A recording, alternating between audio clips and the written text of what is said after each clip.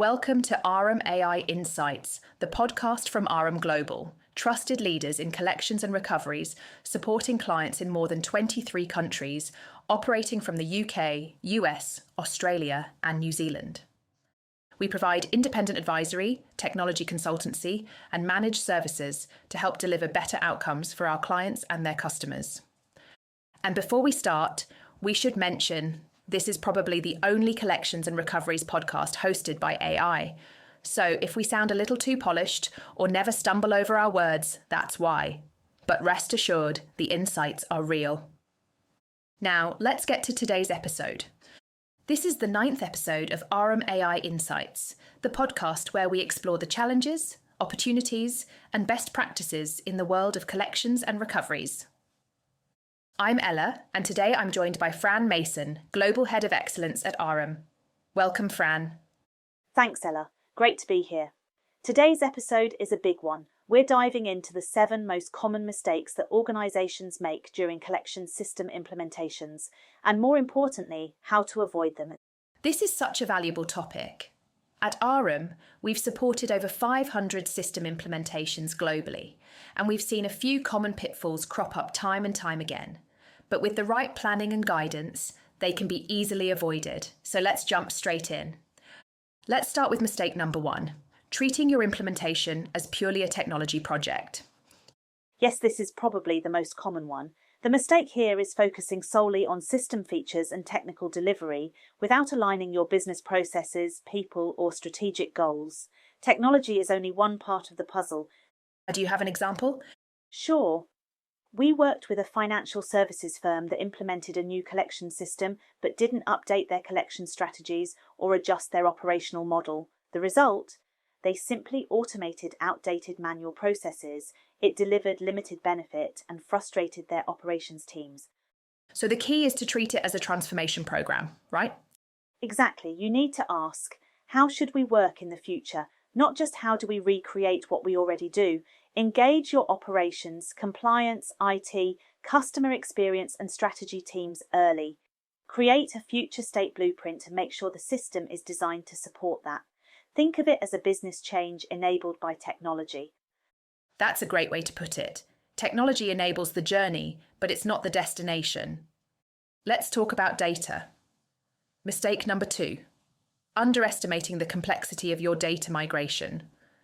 This one can be make or break.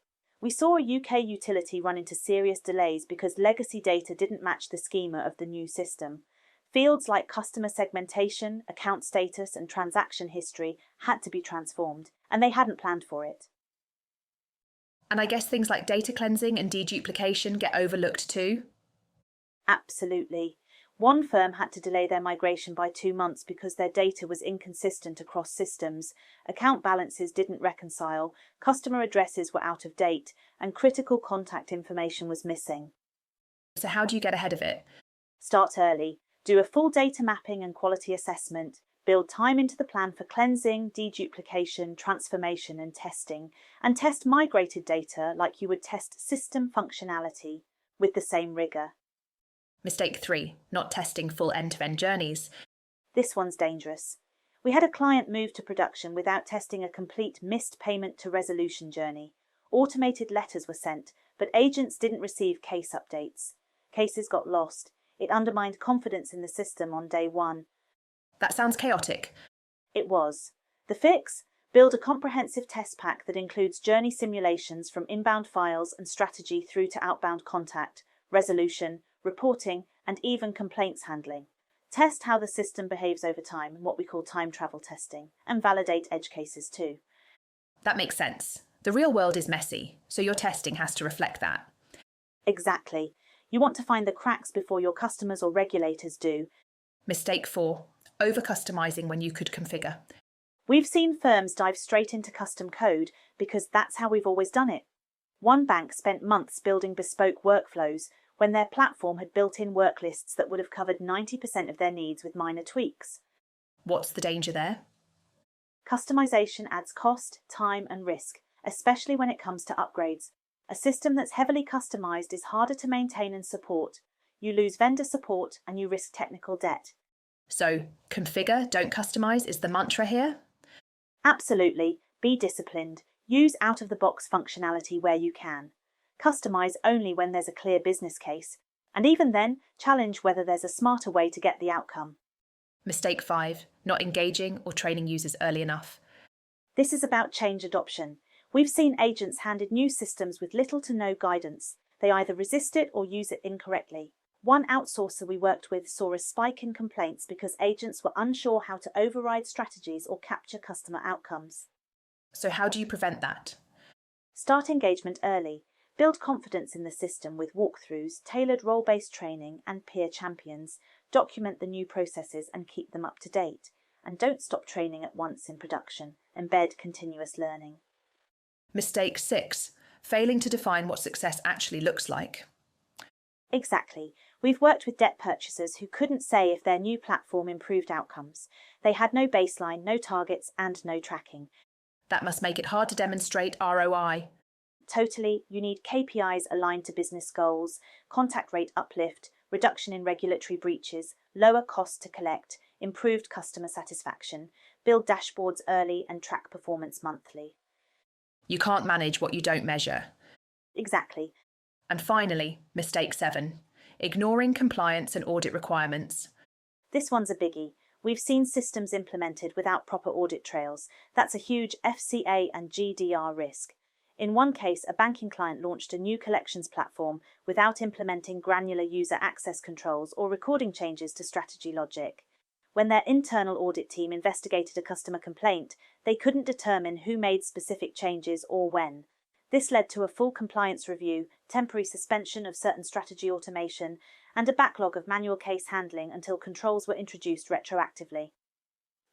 That sounds costly and potentially reputationally damaging. It was. You need to embed compliance into your design, build access controls, audit logs, regulatory reporting, all from day one. Include compliance in design reviews and testing checkpoints. So it's not a nice to have, it's core to your delivery model. Exactly. Fran, this has been packed with great insight. Any final thoughts? Yes, system implementations are complex, but avoidable pitfalls are, well, avoidable. The best programs share 3 traits: early cross-functional involvement, a business-first mindset, and strong program governance. At Arum, we support clients throughout the full system lifecycle: strategy, selection, implementation, and optimization.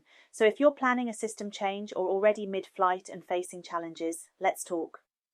Thanks again, Fran, and thank you to everyone listening to Arum AI Insights. Until next time. How Arum Global can help. At Arum Global, we've led over 50 collection system implementations across financial services, utilities, government, and telco, so we know what works and what can go wrong. At Arum, we support clients through the full journey of collection system change, whether that's replacing legacy infrastructure, consolidating platforms, or migrating to the cloud. It starts with helping you define your future state vision and developing a roadmap that's aligned to your strategic goals and measurable outcomes. If you're selecting a new platform, we guide you through that process using our Arum Marketplace and proven evaluation frameworks to ensure the right fit for your business. When it comes to delivery, we can step in to lead or support implementation across key areas, whether that's project governance, strategy configuration, testing, or managing change effectively. We also know that data migration can make or break your implementation, so we work closely with you to cleanse, map, and validate your data, particularly around regulatory critical fields. And because governance is key, we help embed robust QA frameworks and auditability throughout delivery so you stay in control and compliant. But a great system also needs great adoption. That's why we provide tailored training, clear documentation, and feedback loops designed to embed change and support users across every role. Even after implementation, we continue supporting our clients to monitor performance, fine-tune the system, and embed continuous improvement. So whether you're just starting out or already mid-journey, we're here to help you deliver the right outcomes, faster, safer, and with less risk. To learn more, visit arum-global.com or contact us directly.